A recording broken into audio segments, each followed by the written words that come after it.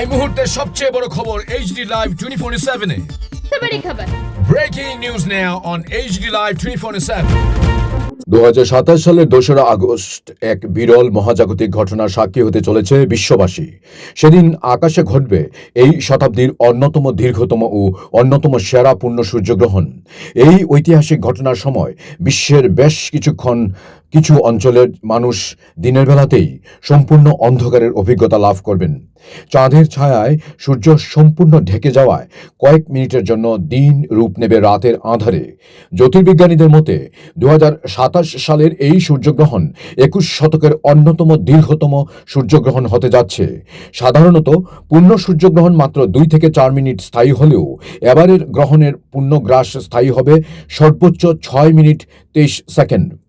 মিশরের লাক্সার শহরের কাছাকাছি অঞ্চলে এই দীর্ঘতম অন্ধকার স্থায়ী হবে। স্থলভাগের উপর এত দীর্ঘ সময় স্থায়ী হওয়া সূর্যগ্রহণ এই শতাব্দীতে আর দেখা যাবে না। এই পূর্ণ সূর্যগ্রহণের মূল পর্বটি আটলান্টিক মহাসাগর থেকে শুরু হয়ে ইউরোপ, উত্তর আফ্রিকা এবং মধ্যপ্রাচ্যের বেশ কয়েকটি দেশের উপর দিয়ে যাবে। ভারতের ক্ষেত্রে এই গ্রহণ পূর্ণভাবে দেখা যাবে না।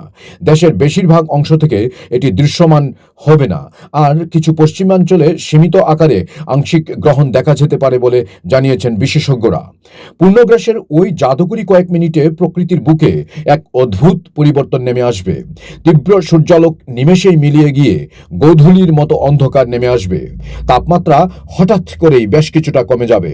দিনের আকাশে উজ্জ্বল নক্ষত্র এবং গ্রহদের খালি চোখেই দেখা যাবে।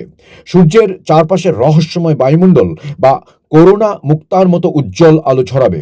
এই দীর্ঘস্থায়ী সূর্যগ্রহণকে কেন্দ্র করে বিশ্বজুড়ে জ্যোতির্বিজ্ঞানী এবং মহাকাশ প্রেমীদের মধ্যে ব্যাপক উদ্দীপনা তৈরি হয়েছে।